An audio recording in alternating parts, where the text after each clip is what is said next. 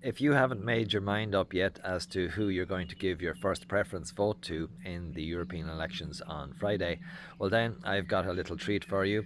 We recently bumped into Una McGurk, who is running for MEP in the South constituency, and we had a little chat with her in Kenmare, and then I caught up with her on a Zoom meeting there the other day, and so I'm going to just play it, let you see what you think, and we're going to have a chat with Una.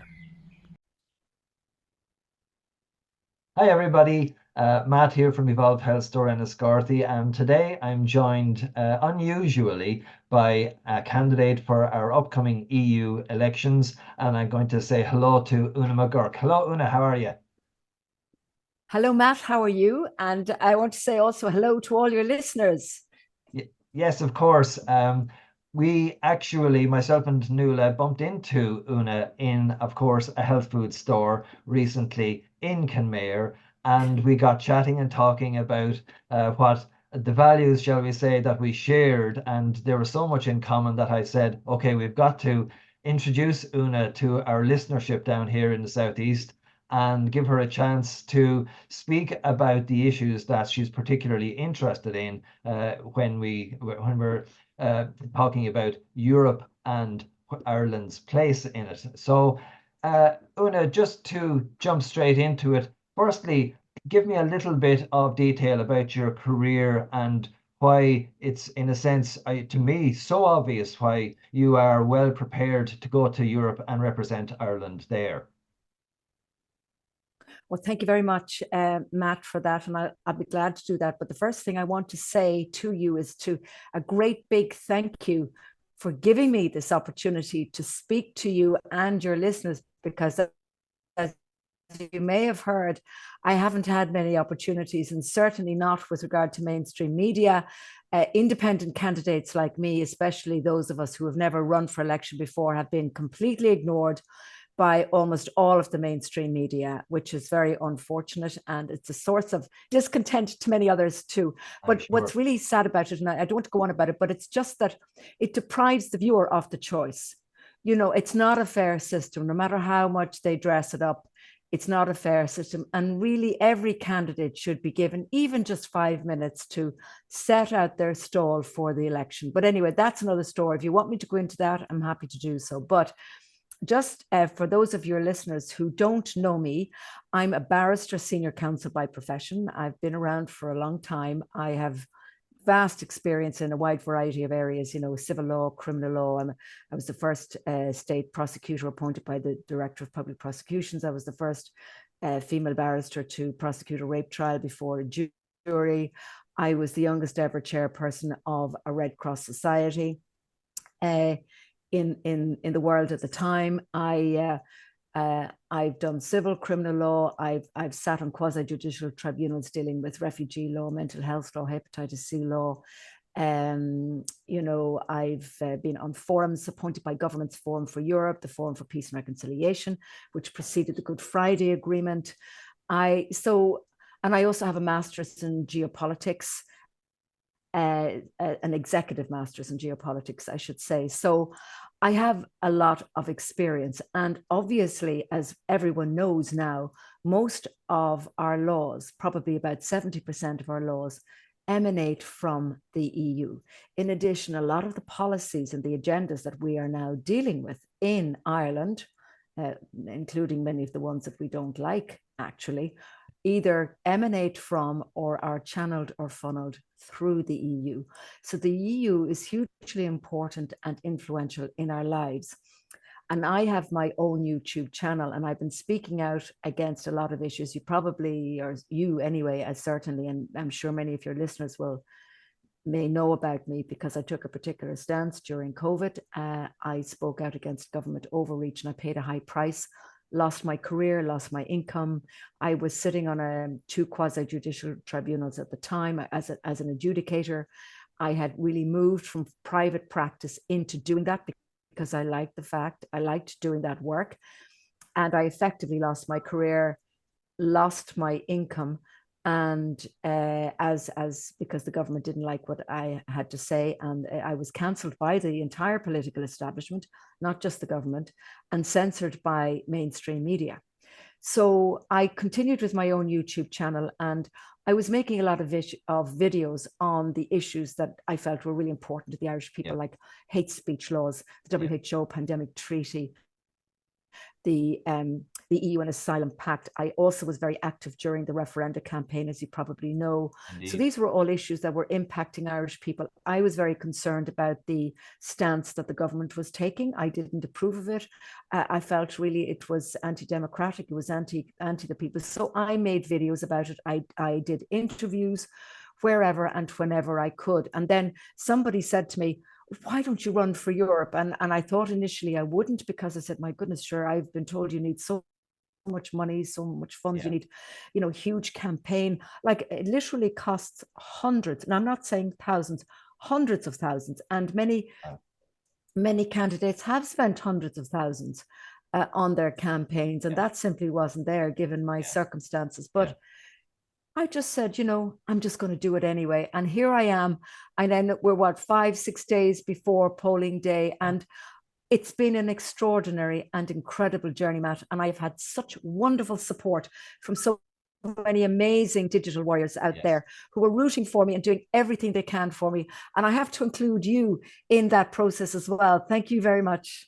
Well, Una, you know, I think it's that in a sense. I haven't been moved, shall we say, to dabble in politics as such beyond the local level anyway, up to now. But I do think that having seen how you, in a sense, were much closer to the psyche of Ireland at the time of the referendum, the recent one, and you, in a sense, you were far closer to the common sense that people wanted to bring to this issue. And yet here we are, our government seems not to want to listen to common sense on so many of the crucial issues. And I think that's why we need somebody of your type who has both the technical, professional capacity to understand all of the legislation, and then equally you're passionate about defending I suppose the culture and the rights of Ireland and of the normal Irish person, which seems to continually get left to the side in all of the very major issues which our country is involved in. So that's I suppose one of the big reasons why I think we're here today, the two of us, to give you that opportunity, because our government doesn't seem to either want to let your message go out to the people, or it doesn't want to listen to your viewpoint either. So I think that's certainly an issue, and it's coming to bear in so many areas. We could even look, for instance, there at all of the migration and asylum that's going on in the country. Give me an opinion on where you think that's going. I absolutely will, and I'm glad you mentioned that, because that actually is one of my big issues, and I didn't actually get around to expressing that. But you're absolutely right. First of all, I love my country. I love my people with a passion. And what I'm seeing now is a country and a people especially, who are being demoralized. It started during the COVID process, and it has continued. And as somebody said yesterday to me on the campaign trail, she said, during COVID, we were locked down by the government. Now it's a different kind of process. We're locking ourselves down. It's very clever strategy. We're locking ourselves down because of the fear that we have in relation to the excessive migration issue. And it's really shocking, and something has to be done about it. And I suppose initially I got involved by doing a number of videos on the EU Asylum and Migration Pact. I don't know if you saw any of those, did you? Just one or two. One or two, yeah. And I was very concerned that our government were going to opt into this, because, as you know, we have an opt-out. Like Denmark, we have an opt-out by virtue of Protocol 21, and that was given to us. So in order for us to be bound by EU law in relation to asylum, any asylum measures or immigration measures, we have to opt in each time. So if a directive or a law comes from Europe in that area, it's not automatically applicable. Just to tell your readers, for example, if regulations are passed in areas in Europe where we've given the competence in a treaty, what happens is that those regulations automatically apply to Ireland. If the EU issues a directive and the same considerations apply, namely that it's an area where we have already given competence in that area to the EU by virtue of a treaty, we just have to transpose it into domestic legislation. But in either event, we've given the power already. So once the laws are issued, we are in effect bound by them. But in this particular area, we're not.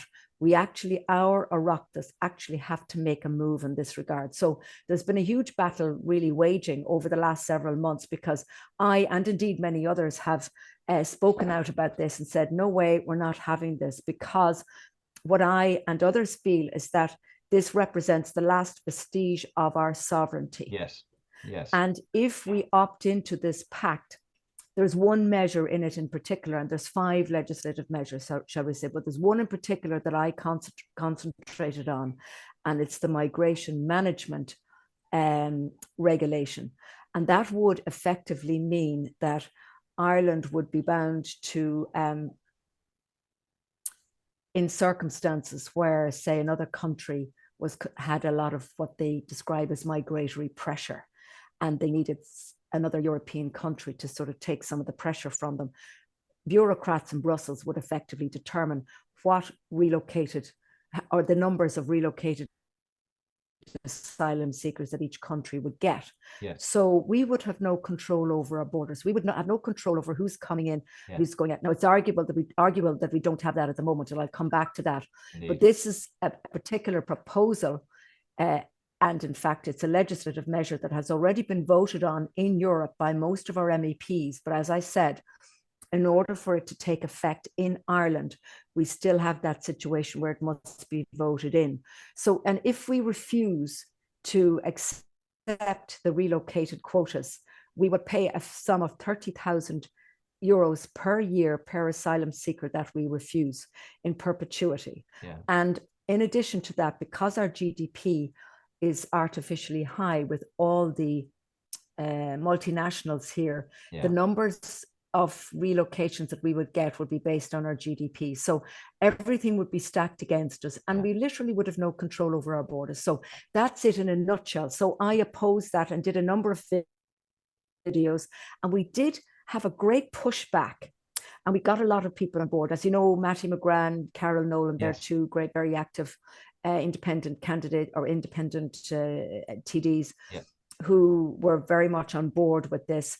And for the moment, that has stalled, shall we say. Now, the government seem intent on bringing it in, but I'm determined that that won't happen. And I spoke in Newtown Kennedy on Thursday night. I was asked to speak there at a protest meeting. And what I did was I proposed solutions. I did 2 videos recently in which I set out the problems and why I feel we have the issues that we have even now with asylum. It's a very, very serious issue. We have 560 asylum seekers coming into the country every week. Wow. Where are we going to keep them? Yes. Where are we going to put them? I mean, it's outrageous. There are IPAS centres being set up all over the country in communities against the will of the people. This cannot continue. This represents a very serious and growing disconnect between the people and their government. And it's not going to go away, because the people are angry now and they're rising up and they're saying, no, enough is enough. This is anti-democratic. So what I did when I was in Newtown Kennedy last Thursday, I proposed a number of solutions as to how this could be dealt with. One of them was a solution that we should have an externalized processing system, similar to the Rwanda system in the UK, but maybe with differences, or maybe more appropriate. Mysteriously, and I've done a video on this, as I was speaking in Newtown Kennedy, the Garda helicopter, which had been way off in the distance for all the other speakers, when I was speaking, I was the last speaker, it came right overhead as I was speaking, and I looked up and I said, oh, you guys, but they still could hear me. But obviously the message went back to Taoiseach Simon Harris. So now, mysteriously, he has expressed an openness, I think, a willingness to consider that proposal. But I was the first one, and I'm going to put it out there, I was the first one to say that at Newtown on Kennedy. But they can see that the tide is turning because they have no answer to this. That's why he's doing this now. He's trying to ward off the sort of the onslaught of the gate, so to speak, because he knows that this is going to gather momentum, and they have no reason to refuse to do this. So this could make a big difference. And this, if it happens, represents an enormous shift on the part of the government. And what it shows, Matt, is the power of the people when they put their minds to it, and when they gather together, when they support each other, and when they support somebody like me. I'm delighted to be the spokesperson. If I have a solution for something, sure, I'm only delighted to bring it to people's attention. And if I get the support and people put the information out there, I'm thrilled. And that's what's happening. So I want people to know that it's really them. It's this community of people working together that can bring about real change. Well, I think that is so vital, Una, and I think it resonates so strongly with everybody in the country now, because we really get this feeling that what seems to be okay up to now is no longer working. It's as if all of our systems are suddenly in crisis, and the country seems to be teetering on a brink of some kind or another. Coming back to your point there about asylum seekers and all of that, would it be correct to say that most of the current MEPs seem to be voting in favor of things as continuing as they are in any recent votes, or am I incorrect in that? Yes, indeed. And also, one of the things I have to say about these MEPs that really concerns me, and I'm hearing this on the ground as I'm on the campaign trail, people are not consulted at all when it comes to votes or decisions being made by them, especially the members of the main political parties. They're all subject to party whips. It's as if they're ringing up headquarters. How do you want me to vote on this? Okay. And they're told how to vote. And there's no discussion with the people on the ground. They're not telling people what's coming down the line. And then people only hear about it after the event, when it's too late, when they've already voted. So this is happening in every area, not just in asylum. And that's why I think it's really important that people vote for the independents and the independent nationalists. But with regard to the asylum thing, that yes, certainly Fianna Fáil, Fine Gael voted in favour of all the 5 measures. I think the Green Party candidates voted in favour of 2 or 3. Maybe 1 or 2 of the independents didn't vote for all of the measures. And I think the only candidate, I beg your pardon, the only MEP who didn't vote for all 5 was actually Sinn Féin. Yeah. All the others voted for either all or some of them. Yeah. Here's the question for you, Una.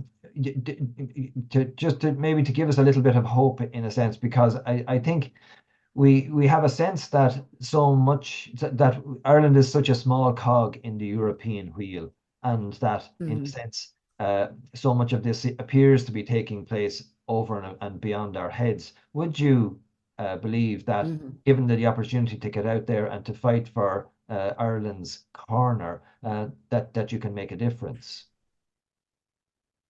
I do, yes. And even though I'm only one person, and of course one person can't change the world, but one person can stand up and speak truth to power. Indeed. And then it inspires others. That's the point. And I believe that there's many very like-minded candidates running with me, in this campaign who are independents, people like John Waters.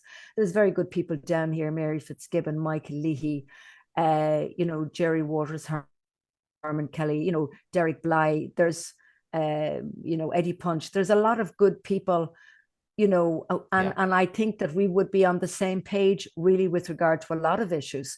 So I think if a group of like-minded people got into Europe, I do think that we would work together and work very well together. And what I also think, Matt, and what I'm hearing on the ground, is that a lot of candidates like me are currently running in other countries in Europe. Isn't that so it's not encouraging? just, yes, so It's very encouraging, Yeah. because somebody asked, I think it was John McGurk, I did an interview with Gript, and he asked, it was either he or somebody else said, well, what group are you going to join when you get into Europe? And I said, I haven't even got that far. I haven't thought about that. I just don't know yet. I'll see what happens. And you know, I can cross that bridge. But what I also said was, it may be that we now will have such a different grouping of people that we may actually be setting up a new group. Yeah.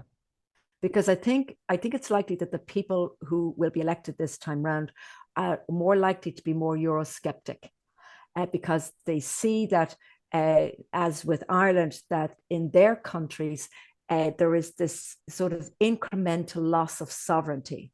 Every time we vote for a treaty and we're told it's wonderful and it's great, but there's always a catch. Yeah. And the catch is that we're ceding our sovereignty bit by bit by bit, to the extent that we will no longer, and if we continue like this, what will happen is, and I said it in one of my videos, that we'll end up being a vassal state of a supranational EU. Our parliament will be nothing more than a lame duck parliament, and our government will be just mere administrators for another administration, for the mothership out in Brussels. And I don't think Irish people want that. Do you think Irish people want that, Matt? And I don't think that anybody wants to come to that type of a country for a holiday either, Una. I don't think that you're going to return to your European heritage. I think you return to your Irish heritage, and I think that's the difference between the two things you're describing there. Another little one that I want to to mention with you as well, and that is, of course, farming and the defence of our farming, because it's such a vital interest for Ireland. And I note that some of the European candidates are taking that front and centre into their campaign. I imagine that you would be quite keen on that aspect of Ireland's interests as well.